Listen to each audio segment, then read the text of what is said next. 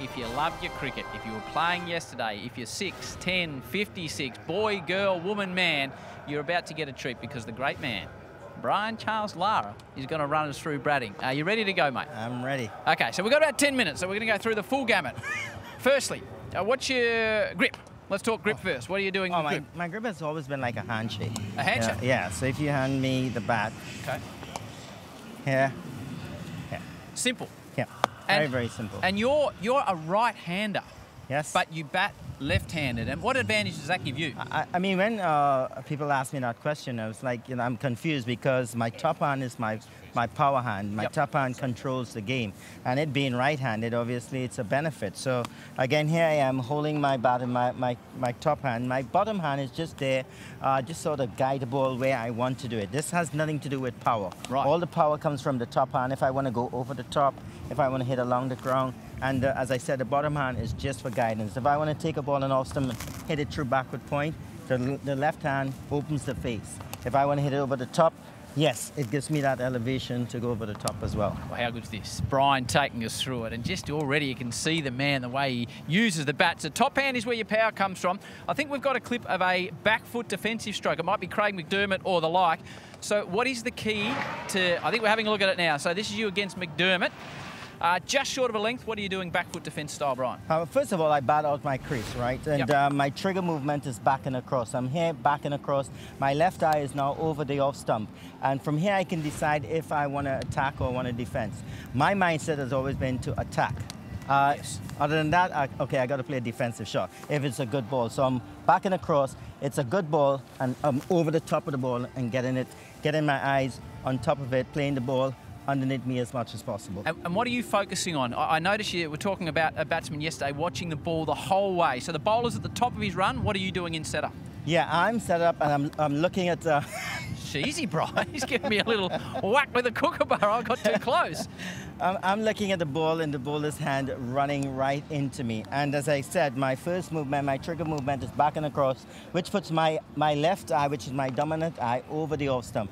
And from here, I'm picking up the line, the trajectory, where the ball is going to be pitched, and then deciding on what shot I want to play. Okay, so you've now got a bit of width through the offside. You're looking at... Move. I'm going to move. Indeed, move. How much...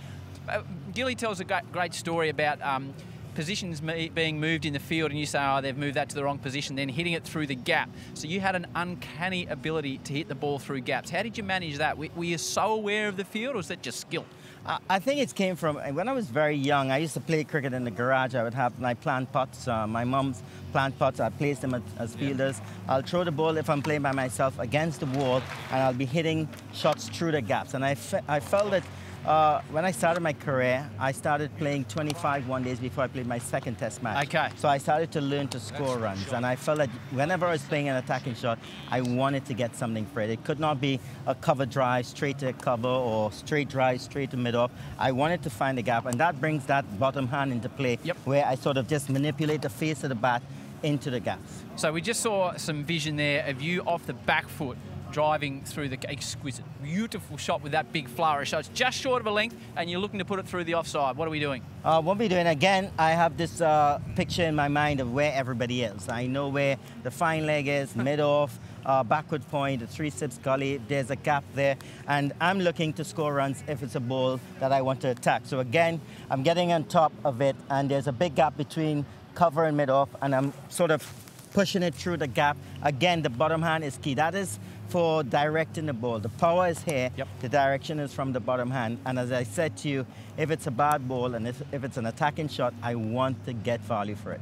We call you in Australia a bums-on-seat style operator, Brian, because people would come and sit in the seat and watch you bat, and it was often to do with that flourish in your backswing. Was that something, can you just play a typical cover drive and just watch Brian's flourish when he gets to the top of the arc?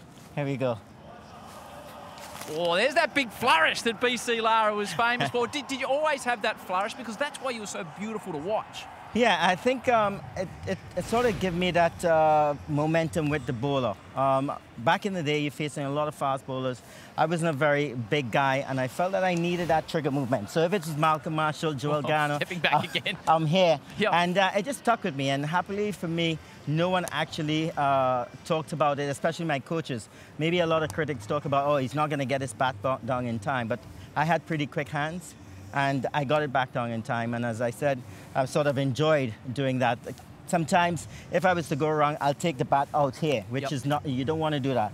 If I was in good form, I'll take it up here. My hands would still be close to my chest. And that means that if it's out here, it's going to come from gully.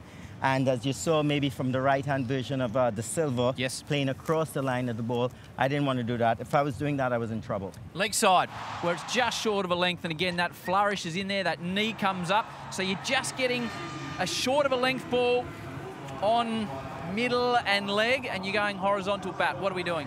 Well, first of all, I'm going to use my crease. So the trajectory I pick it up is going to be short. So from my trigger movement, I go further back and sort of get my hands in to get into that, either the whip of the hip, the pull shot, or the hook shot. So again, aggression being the name of the game for me, I want to pounce on everything that I could pounce on. And yeah, the short ball was something that I utilize a lot. We heard yesterday, Laurie, our statistician, told us that Brian averaged over 80 against the spinners. There's some great vision of you. I reckon it's in Sydney where the great late Shane Warnie's bowling to you. So how important is footwork against the spinners? And you had that amazing attacking mindset. When the spinners came on and you were batting, couldn't go anywhere, had to watch you in action. Yeah, well, first of all, I'll let you know that there are guys like Harbhajan Singh, even Kumble as a leg spinner, they never gave the ball any air. That sort of troubled me, or it kept me quiet. But the likes of Shane Warne, Matar Militaran, McGill especially, every time they give it air, I love to use my feet. You got to understand, though, where I came from in the Caribbean, there's more spinners than fast bowlers. Barbados, Jamaica, that's where you get the fast bowlers. Trinidad, Guyana is where you get the spinners. So I learned to play a lot of spin from a very early age. And yeah, again, trajectory is important. I'm back in my crease. I'm no longer outside my crease. I still got a trigger movement, but it's not this. My trigger movement for spinners was this. I used to go here, and if it was short, I'll get back quickly to do whatever I wanted to do. But if it's up and sort of tossed up in the air, let's see the dance. I'm going to go down the track to get to the pitch of the ball to sort of decide where I want to hit it. If I want to hit it on the ground, in the gap, or if I want to go over the top. How much is physical, how much is mental? So, you know, this is a man that made a 400, a man that made a 500. How much of batting is physical and how much is mental? And when you're trying to stay out there for those long innings, how are you staying mentally on top of your game? It's I would say 90% mental. 90%? Yeah, because when you get to sort of test level, everyone's supposed to have a certain level of skill. You know, you don't just get there by mistake. You got to get there because from a kid, you've been working with your skill, you've been getting to the top. But when I started to play Test cricket, I realized there were a lot of mind wars. Like, you know, getting out there against the Australians, they would test you, not just with the ball, but with words as well. And I believe that if you're capable to handle that and develop that mental side of your game, you could be a winner. When I went out to bat, survival was the most important thing. I gave myself 30% chance of surviving. The bowler had 70. An hour later, it's 50-50. 3 hours later, it's 70-30 in my favor. But that's a mental one. I can see sometimes a bowler's got the ball in his hand and he does not want to bowl to me.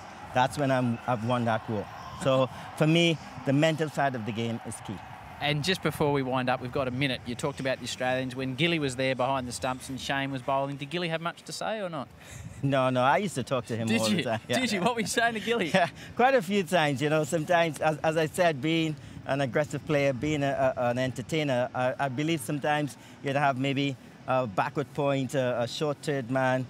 They would move him from backward point and put him, you know, maybe a short fine leg, and I say to Gilly, hey, that's a mistake. And he said, I mean, that's a mistake. I said, wait and see. You know? So we used to have a lot of fun out there. But Gilly wasn't one that sort of disturbed you in a negative way or got under your skin. There are other in the Australian team. I remember Darren Lehman feeling at silly mid-on. Brett Lee was bowling. He said, Brian, you're going to mash me just now. You know? I said, don't worry about it. Don't worry. We love it, Brian. It's great to get an insight into one of the best batsmen the world has ever seen. We appreciate it. Make sure you've recorded that. Go back and look at it. And next Saturday, playing club cricket, you may even make 500 yourself. Good on you, great man. Well done. Thank you. Great to hear from Brian Lara.